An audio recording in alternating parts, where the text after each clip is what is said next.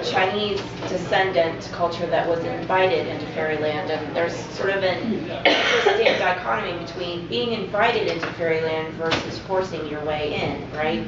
And these two cultures don't get along in the books. But the Chinese culture is actually based on a group of people that I lived with for a while at the edge of the Tibetan plateau called the Baima.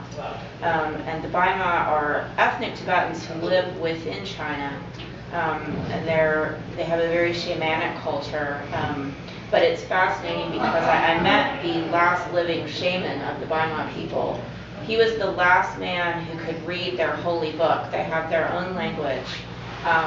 And the sad thing was that all the young people were having to leave the village for work. I mean, it's very much, with the rise of industrialization and the fact that China had taken all their farms away and made green belts, which we think of as a good thing, right? But they won't allow them to farm the land so they can't actually eat, So the people are leaving, and the young people are not able to learn their own customs and traditions or read their own holy language. So he's the last person who knows all their religious rites. So it was sad, but it left me with this huge impression. And they were so giving and so generous to us. We were there because my husband was studying Asiatic black bears, and we were going through and just surveying and asking people, have you seen a bear? Have you had anything to do with the bear? And the bear is very important in their culture. So they were talking to us about various cultural aspects of bears for them. But, they were just so generous that I thought a lot about them, and I thought, no one knows who these people even are, for the most part. And I wanted to sort of give them a home inside my books without, appropriating that. So I made sure that in the back I said, this is to celebrate these people, to thank them for all the gifts that they gave us when we were there, And oddly, I actually had I've seen some people in reviews say, well, she says she did this, but I don't really believe it, Well, okay, I can't help that. But that's where a lot of the Chinese stuff comes from. It's more ethnic Tibetan, truthfully, in these books. One of the stories that I wrote that I had the most fun with was taken from actually two sources. One of which came from Yoruban mythology, Nigeria. I had read a book as part of my African literature class called My Life in the Bush of Ghosts by Amos Tutuola. If you have not read this, I highly recommend it to you. It is, instead of basically going, he describes Yoruban mythology and Yoruban legends, but instead of doing it as, Zeus, Zeus did this, Apollo did this, he basically writes it as a story, as a young man who flees into the bush and spends 24 years living among the Yoruban ghosts. And so I knew I wanted to have at least one of the characters from his book who is called Superwoman.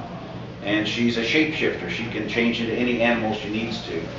There's also a village of women who have all fled from abusive fathers, abusive husbands, survivors of their village being captured, and it's hidden. And he is the only man who ever enters this village and leaves.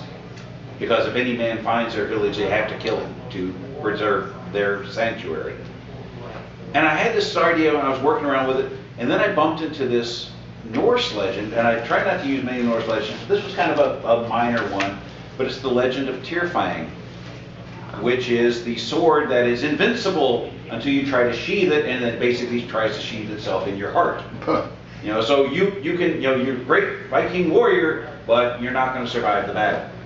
And I'm like going, okay, I've got this Yoruban mythology, and I've got this Viking thing I kind of want to do. So I just moved my Vikings south. And the first person that my protagonist meets is, and like I said, now this is set in a world that is not our world, but for the equivalent of basically meeting an African Viking. So he winds up with meeting Superwoman, and he winds up with a shield maiden, her job is to protect him. And he's like, I don't need protecting, and they're like, yes, you do. And so it's kind of fun trying to weave West African myths and legends in with Viking myths and legends. And actually, I wound up running it past my African literature professor, and he was, "Go for it, let's run with this thing." So, but I love playing with people's expectations because they think, "Oh, a Viking story, wait, what?" So, we took what was familiar and warped it. Thanks. For my own stories, the Rucksack Universe, I've gotten to live in Scotland and Ireland. I've traveled fairly extensively through India, and those histories of Celtic mythology, Hinduism, and Buddhism, I found very striking and tried to do diligent research on understanding them better and better. And then also in my own stories, and probably also I think just drawing from my own sense of the world, I actually find a lot of my work fueled by far more of a sense of animism. A sense that there is some sort of life, almost a sentience in anything. Not just like the Force, where it's all living in anything. There is an element that I worked into my third book, Forever the Road, which is set in India, and the character who is capable of listening to anything and anyone. And there's this one point where she has to listen to a wall that has stood for thousands of years, a wall that nobody listens to because it's a wall and it's forgotten its voice. And she has to help it find its voice so she can understand what in the hell is going on, because this thing knows. So it was a challenging thing to write, to try to convey this. Like, how does a wall talk? So it's a kind of challenge to try to work those things in and have them also feel believable. One area I'd like to turn the discussion to, and I think this is a very important element that we need to discuss, and Tiffany, I'm really glad that you brought it up in some of your comments there, is we need to talk about appropriation. There is a very fine line between examining something that is not of your own culture or your own history, your own personal knowledge, working that into your creative work, but being respectful to the cultures from which that comes, and not just going, all right, let's slap on the cultural blackface and dance a jig.